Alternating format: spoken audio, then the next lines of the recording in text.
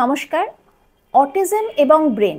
Autism আমরা মোটামুটি এখন সবাই জানি যে একটি সোশ্যাল কমিউনিকেশন ডিসঅর্ডার, অর্থাৎ মানুষের সাথে মেশা, এক্সপ্রেসিভ ল্যাঙ্গুয়েজ অর্থাৎ গুছিয়ে কথা বলা অসুবিধা, এইগুলো থাকলে মোটামুটি একটি মানুষের অটিজম আছে বলা যায়।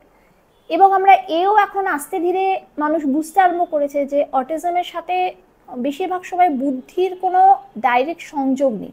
অর্থাৎ একজন মানুষ যার অটিজম আছে তার খুব বেশি বুদ্ধিও থাকতে পারে, অর্থাৎ হাই আইকিউ থাকতে পারে, স্বাভাবিক মানুষের মতো বুদ্ধি থাকতে পারে, অথবা খুব কম আইকিউও থাকতে পারে। ফলে এই কমিউনিকেশনের অসুবিধা এবং এক্সপ্রেসিভ ল্যাঙ্গুয়েজের অসুবিধা, এই দুটো কিন্তু কোর সিমটম বলা হয়। এবারে বহুদিন আগে যখন অটিজম নিয়ে মানুষ অতটাও জানতেন না, কিছু সায়েন্টিস্ট যখন এইটা নিয়ে ডিসকভার করছিলেন, তখন 4 বছর বয়সীদের ওপরে একটি এক্সপেরিমেন্ট হয়। সেই এক্সপেরিমেন্টটাকে বলা হয়েছিল অ্যাপিয়ারেন্স রিয়েলিটি ডিস্টিংশন। ব্যাপারটা কি হয়েছিল যে একটি আপেলের মতো দেখতে মোমবাতি দেওয়া হয়েছিল। মোমবাতি আপনি খুঁটিয়ে দেখলে বুঝতে পারবেন, কিন্তু দেখতে একদম আপেলের মতো।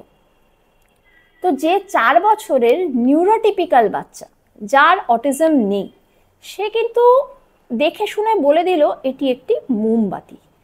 কিন্তু যার অটিজম আছে, বুদ্ধিগত বিকাশ 4 বছরের মতো, বয়সটা এখানে দরকারি না, সে কিন্তু ব্যাপারটাকে আপেল বলল। অর্থাৎ আজকে একটা বাঘ যদি সিংহর মতো দেখতে হয়, তাহলে আপনি হয়তো দেখে শুনে বুঝতে পারলেন যে সেটি একটি সিংহ, কিন্তু যে অটিজম আছে সে কিন্তু সেটা বুঝতে পারবে না। ব্যাপারটা হয়তো একটু কঠিন হয়ে যাচ্ছে বোঝা। অর্থাৎ সে ব্যাপারটাকে লিটারালি নেবে, যেটি আছে সেটি ভাববে, এবং তার ভেতরে কিছু অন্তর্নিহিত অর্থ আছে সেটা বুঝতে পারবে না। এবারে আমাকে প্রচুর মানুষ জিজ্ঞেস করে এই অটিজম জিনিসটা এলো কোত্থেকে, হয় কি করে। অটিজমের এখন অবধি জানা গেছে যে দুটি কারণ। কিছু জিনগত মিউটেশন হতে পারে, সেটা অবশ্যই ভাবে কারোর দোষে না, ইন্ডিভিজুয়াল বাচ্চার ক্ষেত্রে মিউটেশন হতে পারে, অনেক সময় মিউটেশন আসতে পারে, অতিবাহিত হতে পারে ফ্যামিলিতে। এবং আরেকটি হচ্ছে এনভায়রনমেন্টাল ফ্যাক্টর। এছাড়াও নানা ধরনের থিওরি এসছে এবং গেছে।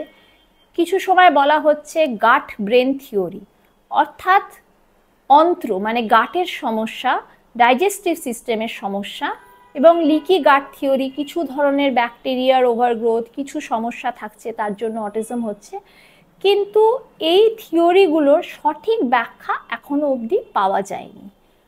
ফলে সমস্যাটা কি হয়, একটি সমস্যা হয় জায়গায়, যেটাকে আমরা থিওরি অফ মাইন্ড বলি। ব্যাপারটা কি হচ্ছে, ধরুন আমার উল্টো দিকে একজন মানুষ বসে আছেন, আমি যা বলছি সেটা শুনে তিনি যার পর নাই বিরক্ত হচ্ছেন। সেক্ষেত্রে আমি একজন নিউরোটিপিক্যাল মানুষ হয়ে তার মুখের অঙ্গভঙ্গি, তার বডি ল্যাঙ্গুয়েজ দেখে বুঝবো যে মানুষটি বিরক্ত হচ্ছে, এবং সেইখানে আমি থেমে যাব।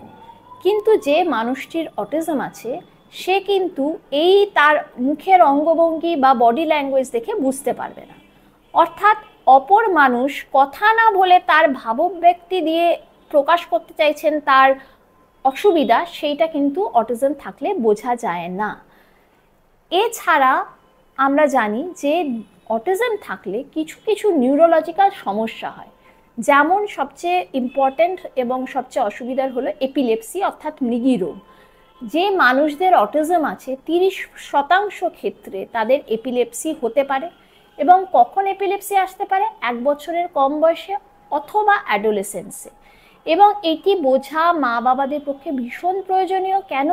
এপিলেপসি হলে তার কগনিটিভ ডিক্লাইন, অর্থাৎ বৌদ্ধিগত বিকাশটি কিন্তু আটকে যাবে, খারাপ হয়ে যেতে পারে, এবং সঠিক চিকিৎসা করলে কিন্তু সেটি অনেকাংশেই ভালো হয়ে যাবে। ফলে অটিজম থাকলে এপিলেপসি নিয়ে সতর্ক থাকতে হবে। এপিলেপসি কিভাবে হতে পারে, আমরা যেরকম জানি চোখ উল্টে যাওয়া, মুখ দিয়ে গ্যাজলা বেরোয়া, হঠাৎ করে অজ্ঞান হয়ে যাওয়া যেরকম হতে পারে, অটিজমের ক্ষেত্রে হঠাৎ করে চুপ হয়ে যাওয়া, এক দৃষ্টিতে তাকিয়ে থাকা, অ্যাবসেন্ট সিজার বা সাইলেন্ট সিজার, এরকমও হতে পারে। এছাড়া কি কি হতে পারে? এছাড়া হতে পারে টিক্স অর্থাৎ মুখের কিছু অঙ্গভঙ্গি, হঠাৎ সে ঘাড় নাড়াচ্ছে, হঠাৎ চোখ পিটপিট করছে, মুখ দিয়ে আওয়াজ বার করছে, এইটা হতে পারে। এছাড়া হতে পারে হচ্ছে অ্যাডোলেসেন্সে গিয়ে মাইগ্রেন অর্থাৎ সিভিয়ার মাথা ব্যথা, এবং এই মাথা ব্যথা হয়তো বোঝাতে পারছে না সে তার ল্যাঙ্গুয়েজ ডিসেবিলিটি আছে বলে, সে হয়তো মাথাটা ঠুকছে বা মাথা চাপড়াচ্ছে, মা বাবারা বিহেভিয়ার ভাবছে, কিন্তু অনেক সময় এসে মাথা ব্যথার চিকিৎসা করলে সে ভালো হয়ে যেতে পারে। এছাড়া অটিজমের কোমরবিডিটি হিসেবে থাকতে পারে ইন্টেলেকচুয়াল ডিসেবিলিটি অর্থাৎ বুদ্ধিগত বিকাশ কম, তাদের ক্ষেত্রে হয়তো পড়াশোনা বা কগনিটিভ স্পেসে অসুবিধা হয়। এছাড়া থাকতে পারে ভিজুও স্পেশিয়াল লার্নিং প্রবলেম, মানে সে হচ্ছে স্পেস বা দিক এই দুটোর সমন্বয় ঠিকঠাক করে করতে পারছে না।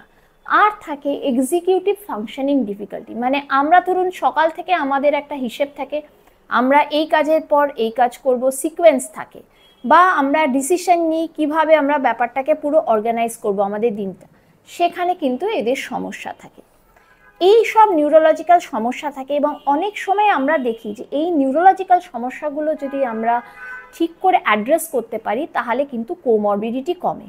এছাড়া যত বড় হয় অ্যাডোলেসেন্সে কীরকম সমস্যা আসতে পারে, বিহেভিয়ারাল সমস্যা অ্যাকিউট, কিছু ক্ষেত্রে বাইপোলার ডিসঅর্ডার অ্যাসোসিয়েটেড থাকতে পারে, অর্থাৎ কিছু সময় সে খুব ভালো, কিছু সময় সে খুব খারাপ। তো এই অসুখগুলো যেগুলো autism is not a disease but a disorder, কিন্তু তার সাথে কোমরবিডিটি হিসাবে এই অসুখগুলো থাকতে পারে।